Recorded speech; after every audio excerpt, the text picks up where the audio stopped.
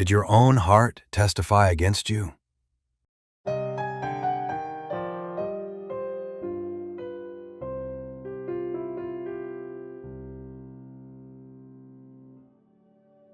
So, here's something that sounds almost unbelievable. Ancient Egyptians thought that after you died, the biggest witness in your trial wasn't another person, it wasn't a god, it wasn't even Anubis. It was your own heart. Yeah, your own heart. Sounds strange today, right? But to an Egyptian living 3,000 years ago, that idea actually made perfect sense.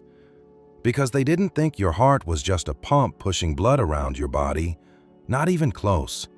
To them, your heart was you.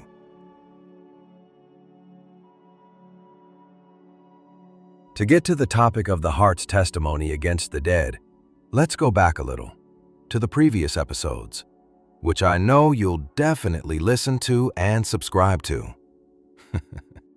So let's fly to scientific sources. Now, maybe you're wondering something. Everything we've talked about, Osiris, Anubis, the weighing of the heart, the 42 judges, where did all this information actually come from? Did archaeologists just guess? Or did the ancient Egyptians leave us a guidebook? Well, in a way, they actually did.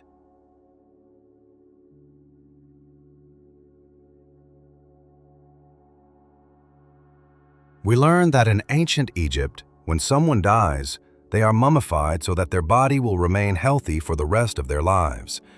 And then they go to the court of death with Anubis, where the god of the dead, Osiris, sits in the center. 42 gods are present. Anubis, the god who protects the body after death, weighs our heart with a feather of Ma'at, and if it is lighter than the feather, it means we can continue the afterlife. But if it is heavier than the feather, it means we were not a good person. And then a monster called Amit, who had the head of a crocodile, the body of a lion, and the lower body of a hippopotamus, would swallow our heart. And for the ancient Egyptians, this meant failure in immortality and the end of humanity. A terrible thing indeed. That is exactly what weighing the heart meant in ancient Egypt. But before we get to the heart, you might ask yourself, how do we really know all this? I mean, none of us were standing there 3,000 years ago. Well, did archaeologists just make educated guesses? Did someone put together a few myths and create a good story? Or did the ancient Egyptians actually leave us written instructions? Well, believe it or not, yes, they did. Nowadays, people call it the Book of the Dead.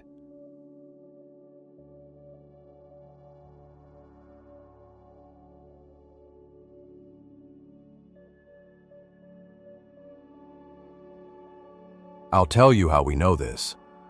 A lot of this information comes to us in the Book of the Dead.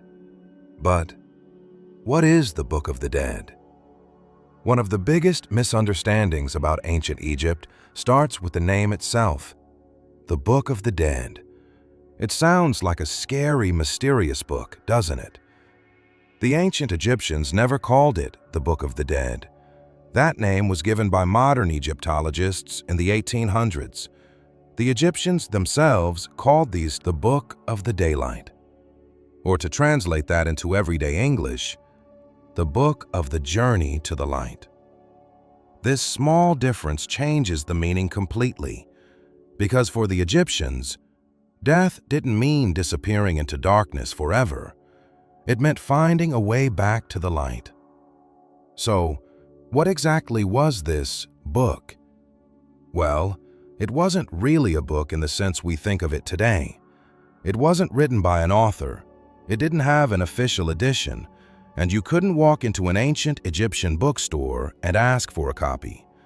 Instead, it was a collection of religious spells, prayers, instructions, magical formulas, and images that people believed could help someone survive the afterlife.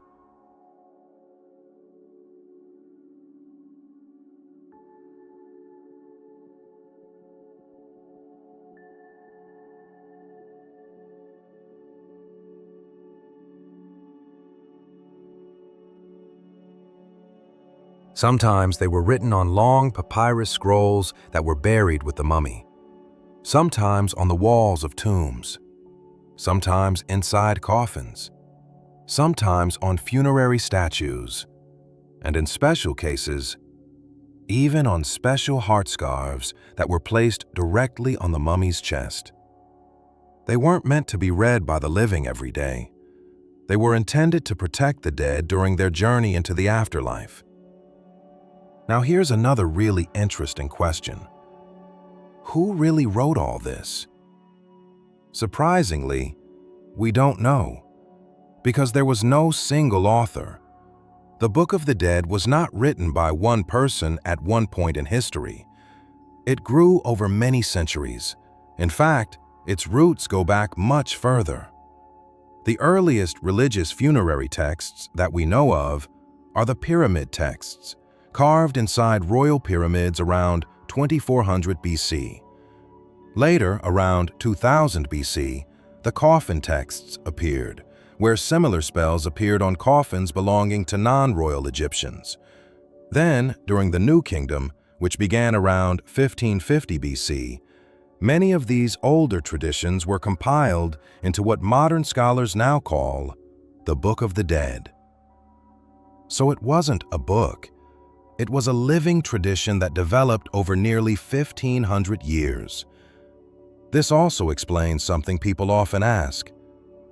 Was there an official version? Actually, no.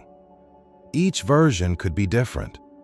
A wealthy nobleman might commission a beautiful papyrus several meters long, filled with colorful illustrations and dozens of spells. Someone with less money might include only a handful of the most important ones. So each Book of the Dead was a bit more personal. It's kind of like making your own playlist, except instead of songs, you were choosing magical texts that you hoped would help you survive eternity. And here's another thing that's easy to misunderstand. You often hear people today talking about things like Spell 1, Spell 17, Spell 30B, Spell 125. Yeah, it seems that the ancient Egyptians printed chapter numbers in their books, but they didn't. These numbers were created much later by modern Egyptologists. Researchers have compared hundreds of different papyri and found that many of them contain similar texts. One might have slightly different wording. Another might have included additional lines. But the basic idea remains the same. So, to organize, scholars grouped similar texts together and assigned them numbers. That's why today we call a famous text the 30B spell, although no ancient Egyptian ever said, "Please write the 30B spell on my papyrus." They simply asked a scribe to include the text with the protection they believed they needed.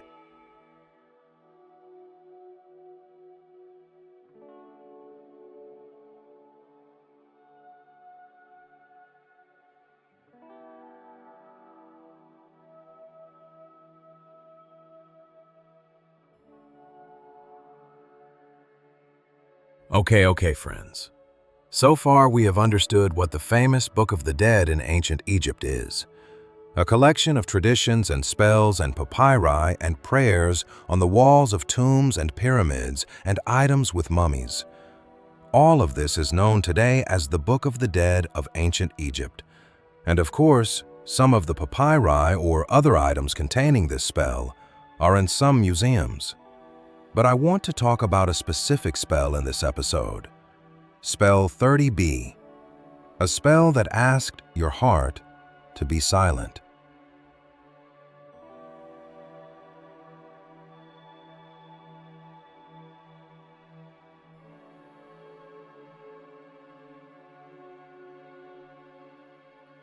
Now let's slowly go back to the Court of the Dead in ancient Egypt. What a glory. What a sense of terror. Do you feel it? Imagine that you're dead, and these Egyptian gods are welcoming you the moment you enter the court of death. Oh my God, I don't want to experience that. And now this is where the ancient Egyptian beliefs, to be honest, get a little interesting. Because when most people imagine the Day of Judgment in ancient Egypt, they think the gods were the biggest threat. But that wasn't necessarily true.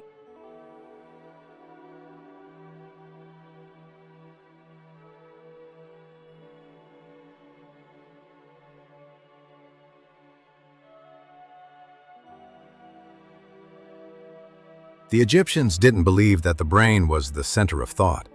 They believed that the heart did all the thinking. To them, the heart was where reason, decision-making, memory, and morality were. The brain? Well, they didn't think it was very important at all. We'll get to that soon, because what they did when they mummified the brain is truly incredible.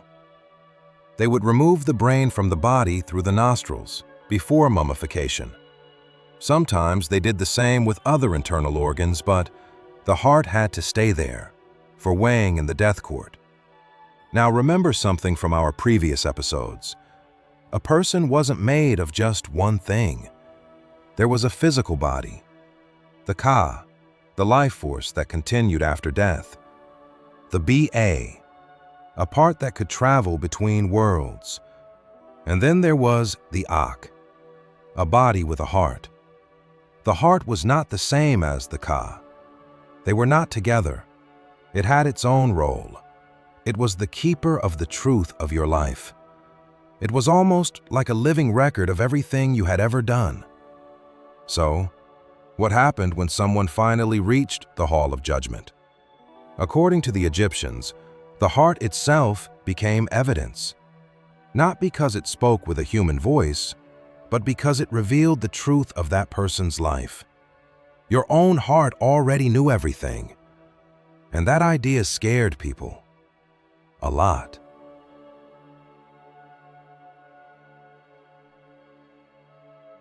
That's exactly why it's one of the most famous texts in the entire Book of the Dead. Today, Egyptologists call it Spell 30b. Its modern title is usually translated as a spell to prevent the heart from opposing its owner in the realm of the dead.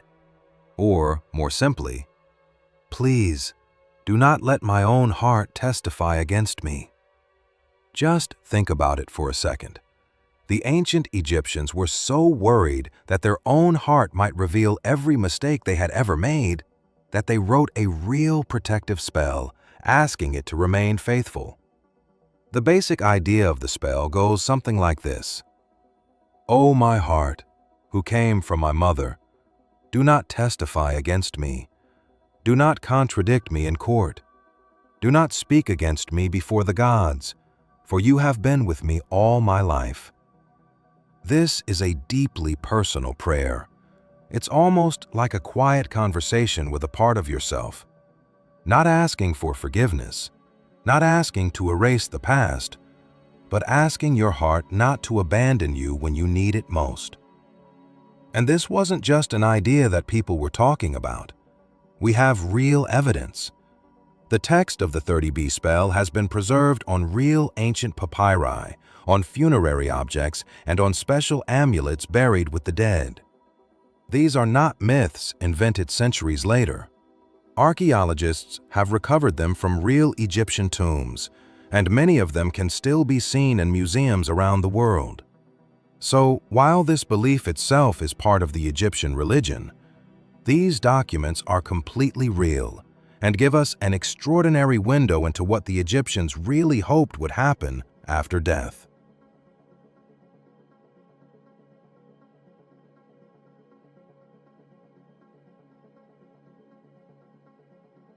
Now, you might be asking yourself, who actually wrote all these spells? Well, not the people they were supposed to be buried with. In ancient Egypt, writing was a highly specialized profession. Most people couldn't read or write at all.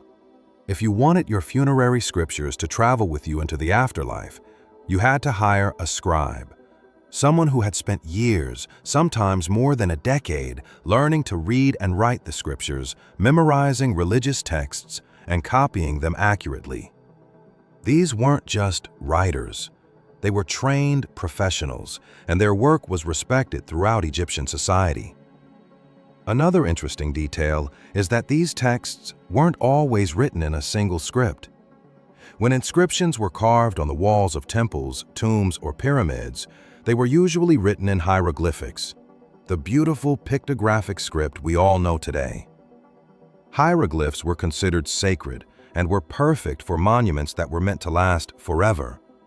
But when scribes wrote on papyrus, they often used a faster script called hieratic. Think of it as the everyday version of hieroglyphics. This script had the same language, but it was much faster to write, making it useful for long religious manuscripts like the Book of the Dead. One of the most fascinating objects archaeologists have discovered is something called a heart beetle. It's not a real beetle. It's a carefully carved stone amulet, often made of greenstone, pottery, or other durable material that was placed over the heart of a mummy. On the back, many of these beetles have the words of the 30B amulet, which asks the heart not to testify against its owner during the final judgment. But why the beetle?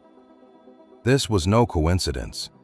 The scarab beetle was associated with Khepri, the god of sunrise and daily rebirth. Every morning the sun seemed to be reborn, and the Egyptians saw the same idea of rebirth in the scarab beetle.